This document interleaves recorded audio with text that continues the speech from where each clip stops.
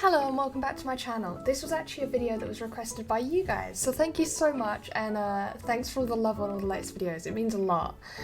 If you want to request a specific video, put it down in the comments section below and I will make sure to make a video for you.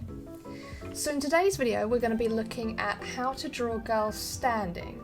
This is kind of a matching video to go with the how to draw girls sitting video. In this first pose, the thing I want you to pay the most attention to is balance.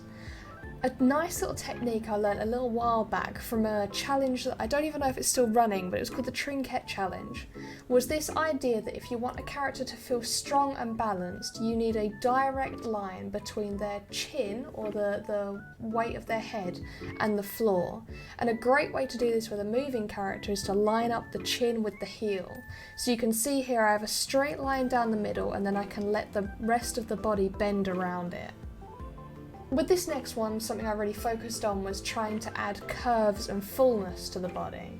So I had an overall shape that I wanted, an overall bend, and then I'm trying to add fullness by adding all of these little circles and ovals in the sketch, and then I can draw around them on the actual line art.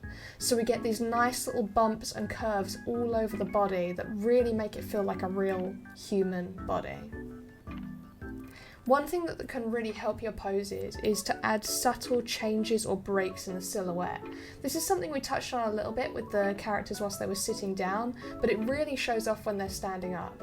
So here, by moving the hands to point outwards and also raising that back leg slightly, I've changed it from a very static pose to a much more interesting, fluid and moving pose.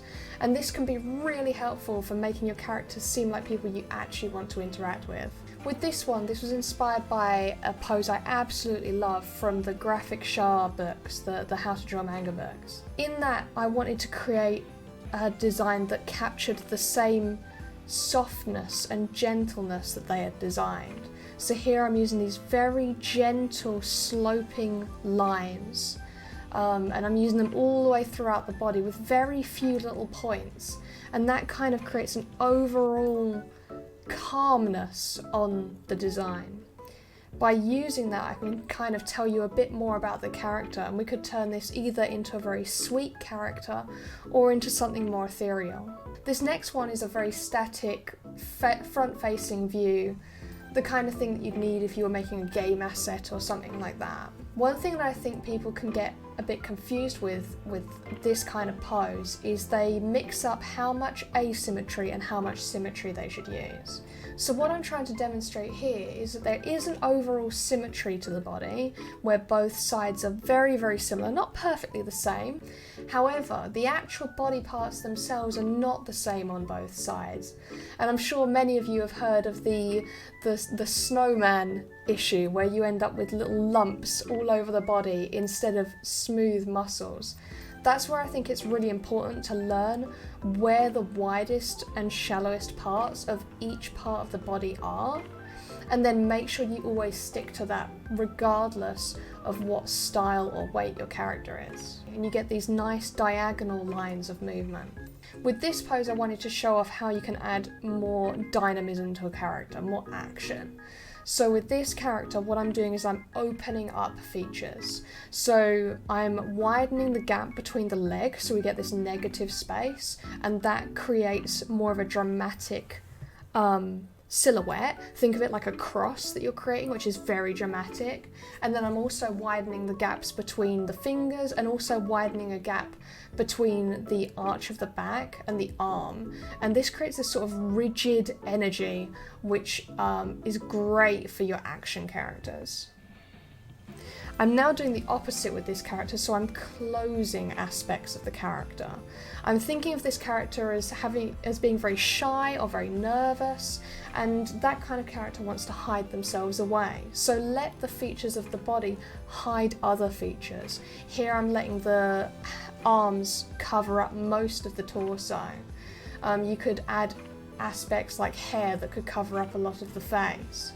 I didn't want the legs to be completely next to each other because I thought the silhouette would be too simple, but I've still kept them fairly plain and static. You can create a character off balance and still have it work. The thing that you've got to make sure that you're doing though is that you ensure that the movement makes sense. So here my character is maybe dancing or running forward, so I can make the foot be essentially in the wrong place for the balance. As you see, the foot doesn't line up with the chin, and that suggests that she is moving. But you have to make sure that you have matched the movement correctly, because one thing that's very easy to do is to create a pose that looks like the character's about to fall over, and that line is very difficult to get perfect. I really recommend looking at anime figures because they have really interesting poses, and this can help you to realise which poses look off balance and which poses look dynamic and interesting. Unfortunately, with this final pose, my camera died and I lost the footage, but I loved the pose so much that I had to put it in as a bonus. The reason why I liked this pose so much was because there's a lot of underlying anatomy that is being included that's learnt from real anatomy. Now, I did have a reference image for this piece, and I think that really helped to make sure that I had the correct anatomy highlighted in different areas.